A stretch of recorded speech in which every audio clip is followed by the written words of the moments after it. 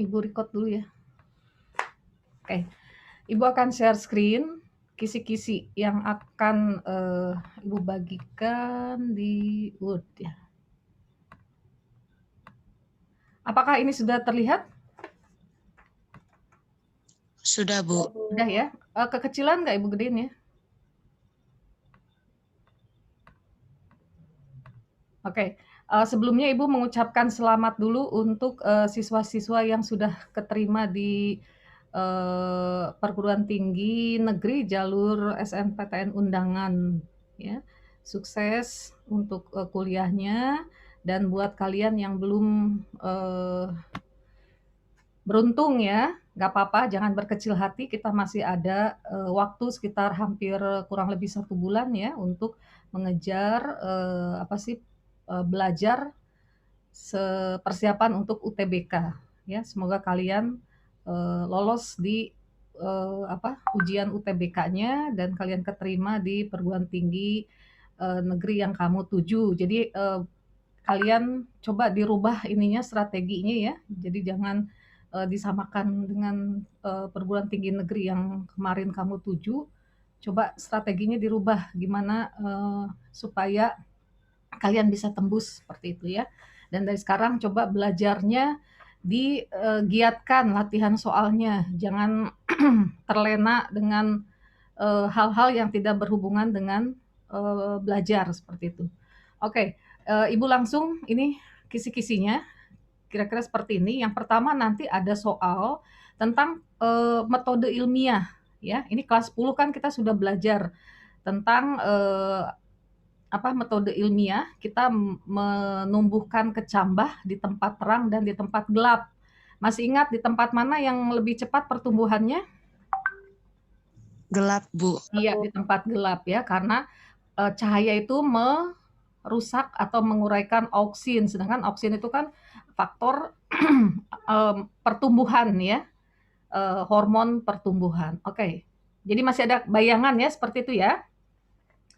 Oke, untuk nomor 2, tingkat keanekaragaman hayati. Ibu mau sambil ngobrol di sini, apakah udah hadir Alia? Bentar, Ibu ambil absen ya.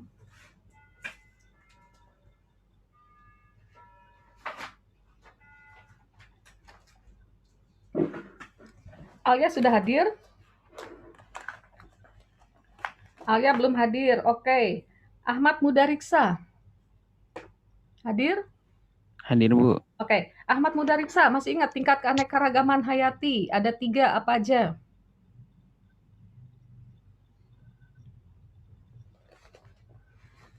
Tingkat, gen, tingkat. Ada yang tahu? Boleh sebutkan namanya? Bantu Ahmad Mudariksa. Keanekaragaman hayati ada 3 tingkat, apa aja? Spesies bukan, Bu? Siapa namanya? Sebutin dulu biar Ibu tambahan nilai. Siapa? Safira, Bu. Safira, Bu. Safira Junisa. Oh, Safira. Oke, Safira apa aja? Tingkat gen, tadi Ibu udah sebutin. Spesies bukan, Bu? Tingkat? Spesies bukan, Bu? Oh iya, yang ketiga tingkat? Ekosistem ya, Bu? Iya, ekosistem. Jadi tumbuhan itu sangat beraneka ragam ya. Yang mendasarinya apa? Karena ada perbedaan dari struktur gen ya, kemudian juga dipengaruhi oleh lingkungan. Jadi tingkat keanekaragaman hayati tadi ada 3 dasar kenapa kita beraneka ragam ya. Di tingkat spesies pun misalnya ada macam-macam ikan atau macam-macam ayam, variasinya, atau variasi padi.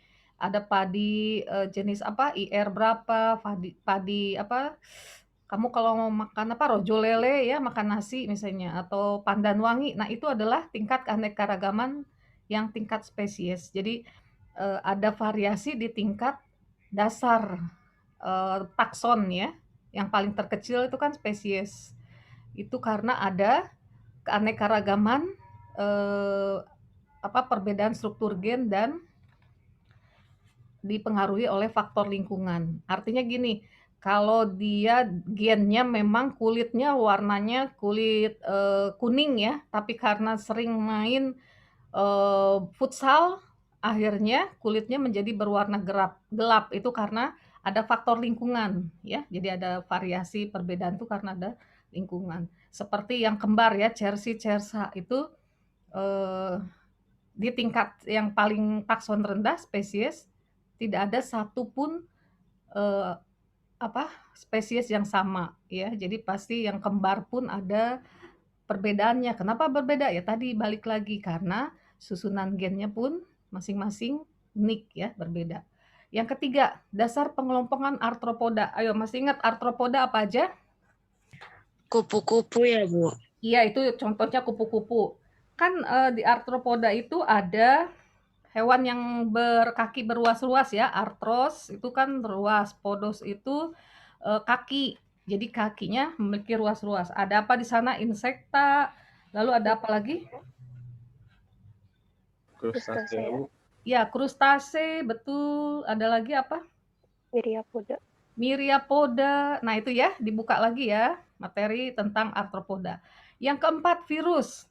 Nah, kalian tuh nanti dikasih gambar virus, kamu harus tahu ini, nama virusnya apa, dari bentuk yang dikasih ya, gambar ya. Kemudian menyebabkan penyakit apa, kemudian gimana cara pencegahannya. Contoh misalnya virus demam berdarah ya, dikasih kamu, "Oh ini demam berdarah ya, penyebab penyakit demam berdarah." Gimana cara pencegahannya? Misalnya dengan 3M, mengubur, menguras, dan apa kalau 3M? Menutup, mengubur, menguras ya, menutup, mengubur, menguras. Oke, itu contoh ya. Nah, cari, kamu harus tahu, apalagi virus yang lagi heboh sekarang bentuknya kayak apa tuh kamu biar hafal ya. Jadi jangan ketukar nih virus yang bentuk T, yang bentuk ini, kamu harus tahu namanya. Oke, nomor 5, reproduksi bakteri ada yang secara seksual dan aseksual. Aseksual udah tahu kan secara biner ya, pembelahan. Nah, kalau yang seksual yang kamu tahu apa aja?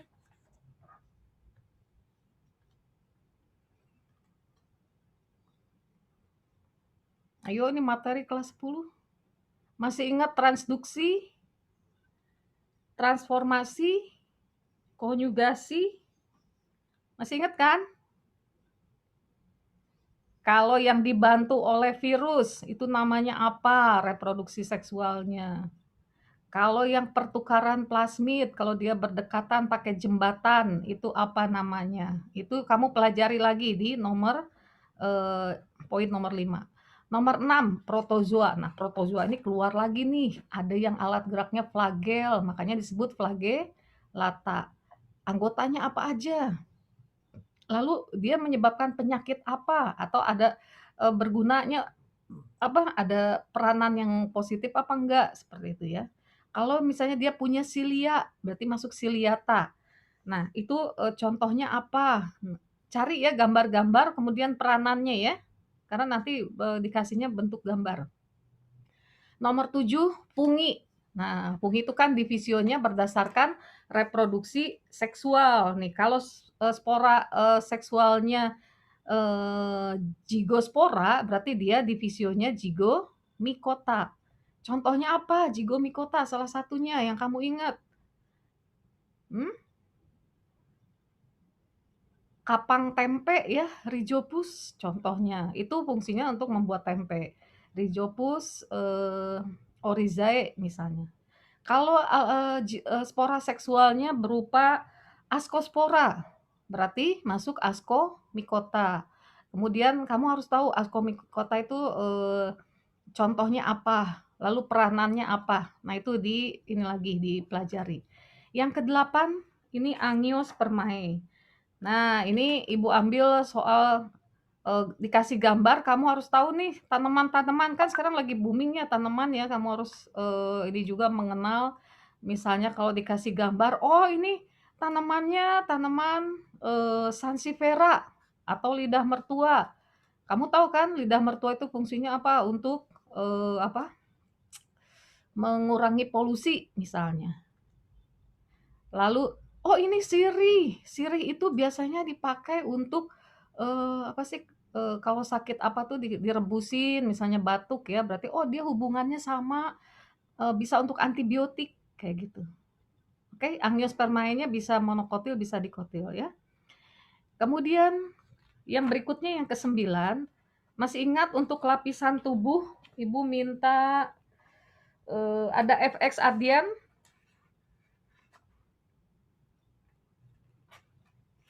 FX Ardian ada? Ada Bu. Oke. Lapisan tubuh apa aja FX? Ardian? Yang kayak gimana Bu? Lapisan tubuh Bu? Nah, ini materi kelas 10 nih. Ada yang lapisannya cuma 2, sehingga disebut diploblastik. Oh, Ada yang 3. diploblastik ya Bu. Kalau rongga tubuh? Selomata, Bu. Selomata ya Bu. Selomata, betul. Kalau simetri tubuh, ini cuma 2. Ada, dulu apa lagi namanya? Simetris, bilateral, dan Simetris. Oh ya. radial. Bilateral tuh kalau dibagi hanya bisa membagi 2 bagian yang sama bagian. Misalnya manusia dari atas ke bawah ya. Beda lagi kalau misalnya bulu babi itu kan dari segala arah bisa membagi tubuh menjadi 2 bagian yang sama. Berarti dia simetrisnya radial. Biasanya hewan tingkat rendah dia simetris tubuhnya radial ya. Oke, itu dilihat lagi. Jadi untuk vertebrata kamu baca ya, selain tadi arthropoda tadi udah di awal, ada hewan lunak, moluska, itu rongga tubuhnya lapisan tubuhnya gimana, simetrinya gimana ya, bintang laut seperti itu, kepiting, lipan ya, dan lain-lain. Oke, kemudian yang ke-10 ya. Nah, ini nanti kamu dikasih gambar tentang arus energi ya. Nanti kalian bisa menganalisis nih, nanti hubungannya tuh gimana si aliran energinya itu ya. Jadi terhadap dampak interaksi makhluk hidup. Ini sih banyak-banyakin deh cari soal yang tentang aliran energi ya. Oke, yang ke-11, nah dampak lingkungan. Nanti ada Ibu kasih kayak narasi ya tentang gangguan atau perubahan dari lingkungan ya. Nah, kamu harus bisa nih menganalisis ya, apa penyebab dari perubahan lingkungan itu dengan tepat seperti itu ya. Oke, yang ke-12. Ini udah di kelas 12. Kelas 11 maksud Ibu. Itu kita kan kelas 11 belajar tentang sel ya. Nah, pada sel tumbuhan itu bedanya apa dengan sel hewan dari bentuk sama organelnya, ciri khasnya. Kemudian juga kamu harus tahu organel yang ada di situ fungsinya apa. Jadi dikasih gambar, ditunjuk ya, kamu sebutin nama organel sama fungsi. Jelas ya? Yang ke-13, peristiwa transport zat pada sel. Nah, ini transport zat ada transport pasif, ada aktif. Masih ingat kan? Pasif itu misalnya osmosis, kemudian difusi. Nanti dikasih gambar nih. Kalian bisa menjelaskan ini peristiwanya apa yang terjadi nanti seperti itu. Oke? Oke, nomor 14. Ibu mau tanya sama IPA 5. Ada Ulfi? Ada Ulfi? Nggak ada. Tanesya?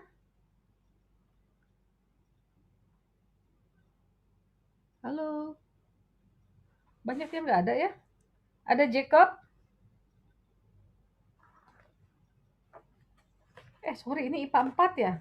Salah. Ibu minta Ruth aja deh. Selamat ya Ruth. Udah jadi mahasiswa. Makasih, Bu. Ya, Ruth, masih ingat silem dan floem, Ruth? Masih, Bu. Oke. Bedanya apa sih, Ruth, kalau dari strukturnya? Si silem sama si floem? Kalau misalnya silem itu dikotil, dia floem itu keluar, silem itu di dalam. Kalau dari tempatnya. Ini kalau dikasih gambar, secara mikroskopis ya, diperbesar nih si silem sama floem. Kalau silem itu kan untuk ngangkut apa? Ngangkut yang zat makanan dari akar, Bu. Yang silem. Kalau floem enggak, terbalik nih. Hasil fotosintesis. Silem itu ngangkut air kan ya, yang dari akar. Floem ngangkut hasil fotosintesis. Nah, itu strukturnya coba kalian lihat. Kan si floem itu disebut juga pembuluh tapis ya. Silem disebut dengan pembuluh kayu. Kamu ini dulu cari ininya, strukturnya ya, biar nanti tahu ditunjuk ini silem atau floem. Ada yang bentuknya kayak saringan kan, pembuluh tapis. Jadi dia tuh ada bolong kecil-kecil. Untuk struktur si floem ya, pembuluh tapis. Nanti kamu lihat ininya, struktur dari si silem floem ya. Oke, yang ke-15, ini nanti Ibu kasih gambar beberapa jaringan hewan ya, entah jaringan epitel, kan epitel tuh ada epitel selapis seperti itu ya.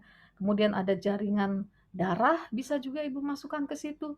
Kemudian jaringan apalagi otot misalnya ya. Nah, kamu disuruh nanti dikasih tabel ya, diacak nih ciri-ciri sama fungsi, kamu pilih mana yang tepat kayak gitu ya. Sudah terbayang ya. Yang ke-17, kelainan sistem peredaran darah. Nah, di sini Ibu persempit lagi, kalian harus ntar dulu. Ini nomor langsung ke 17 ya, ke 16 dulu. Ini pelajari sarkomer pada jaringan otot nih. Ya. Itu kan unit terkecil ya. Ada pita A, anisotop. Ada pita I, isotop. Kemudian ada apa? Nanti mana pita A, ada zona H. Nah, ketika dia kontraksi, pita A mana yang memendek atau yang tetap ininya, ukurannya kayak gitu ya. Jadi baca atau cari lagi tentang sarkomer. Jadi antara satu garis Z ke garis Z berikutnya itu satu sarkomer. Oke. Yang ke-18, gangguan pada sistem pernapasan. Pencernaan dulu ya, pencernaan. Nah, yang Ibu yang mana sih tadi? Peredaran darah, Bu. Tadi jaringan otot ya? Oh ya, peredaran darah ini Ibu ambilnya dari hasil lab. Ngerti kan? Misalnya si seseorang dicek labnya, kemudian hasil labnya tuh misalnya si eritrositnya sekian, kemudian leukositnya sekian, trombositnya sekian atau apanya ini. Nah, kamu bisa memprediksi orang itu menderita penyakit apa kayak gitu ya. Kemudian untuk ke-18, gangguan pada sistem pencernaan. Ya kan, pencernaan ya yang ke-18. Nah, ini Ibu ambil nanti ada gambar organ penyusun pencernaan ya. Terus ada peristiwa misalnya ininya begini. Nah, organ mana yang terganggu? Itu untuk sistem pencernaan. Yang ke-19 untuk sistem pernapasan ini masih tentang kelainan-kelainan ya. Jadi 17 sampai 19 itu tentang kelainan. Ini juga sama nih. Nanti penderita itu penyakit yang pernapasan itu kenapa sih gitu ya? Apa yang terjadi seperti itu di ininya sistem pernapasannya. Jadi pelajari aja tentang gangguan pada sistem pernapasan. Yang ke-20 proses pembentukan urin. Oke, mulai dari urin primer sampai urin sekunder itu di nefron di bagian yang mana. Jadi kalian harus tahu ya bagian-bagian dari nefron, kemudian perjalanannya, filtrasinya di mana, kemudian reabsorpsi di mana ya, seperti itu. Kemudian yang ke-21, mekanisme gerak refleks. Kalau gerak refleks itu perlu ke otak dulu enggak? Tidak. Enggak ya, dia ke sumsum tulang belakang. Oke, mekanismenya kamu pelajari.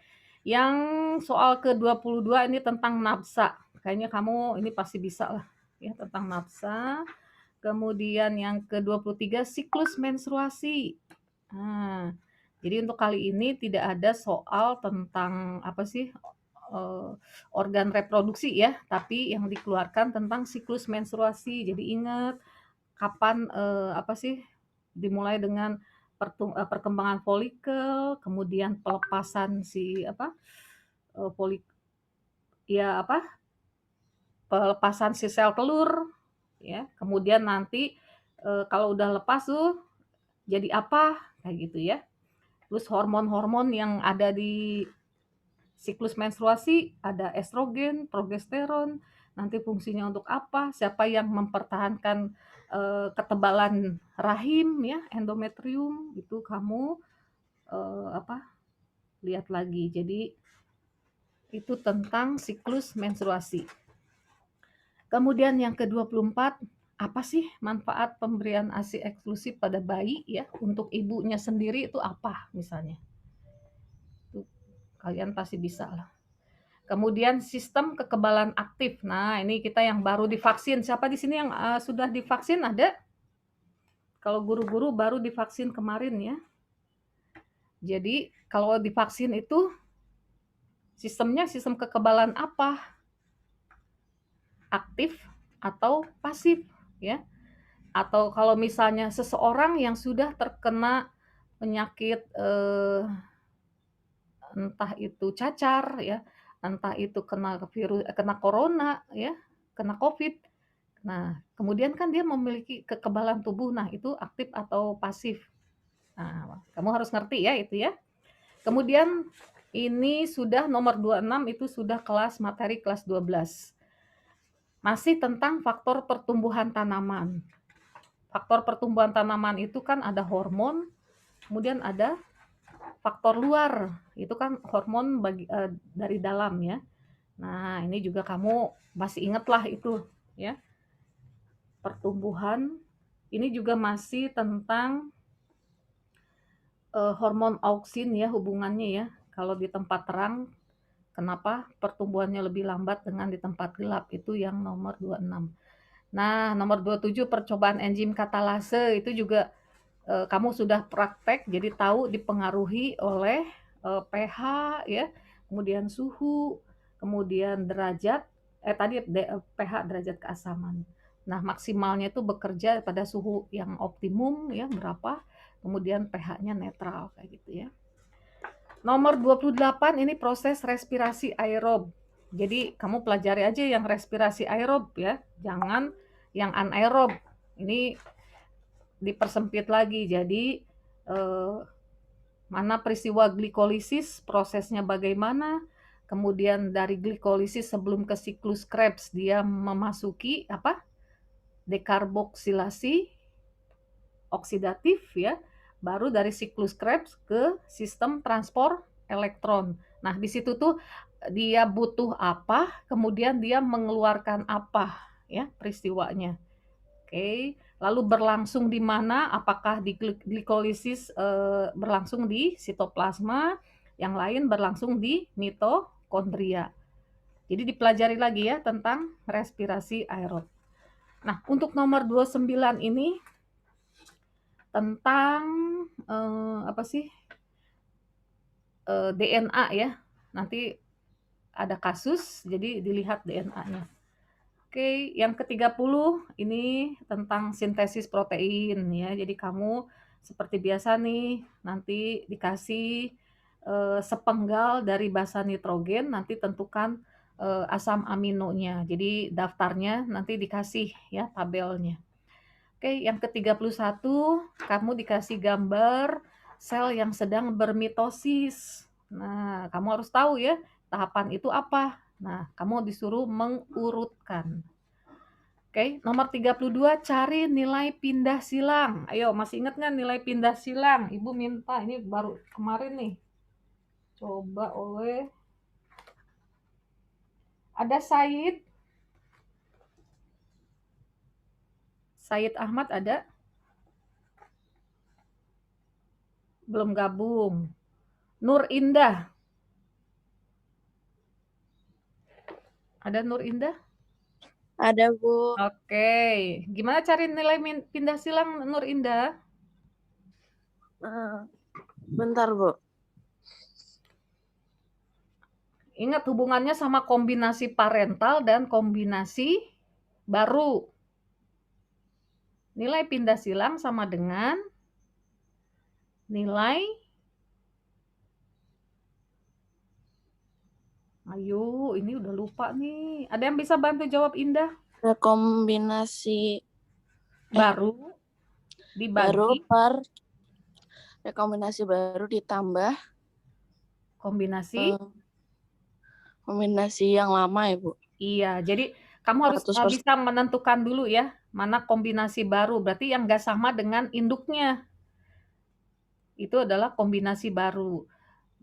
Kemudian dibagi keseluruhan nih, kombinasi yang lama sama kombinasi baru atau kombinasi parental ditambah kombinasi baru. Itu nilai pindah silang baru dikalikan 100%. Yang ke-33 ini tentang penyimpangan semu hukum Mendel. Kamu khusus dalami yang interaksi gen. Masih ingat interaksi gen tentang apa? Peristiwa jengger ayam, pial ayam ya, yang ada walnut, ada pea, ada rose, ada udah ya, 4 itu. Yang keempat, kamu persilangan ini, cari persilangan contoh yang terpaut kromosom autosom. Jadi yang bukan gonosom ya. Kalau gonosom nih yang nomor 35 buta warna. Jadi yang gonosom kan ada buta warna, ada hemofili. Nah, kamu khusus tentang buta warna aja pelajari.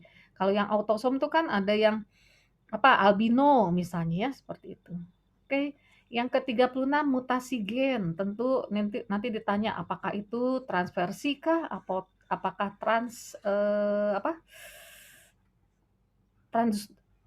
satu lagi? Masih ingat? Translasi. Kalau misalnya purin digantikan purin, kedudukannya apa?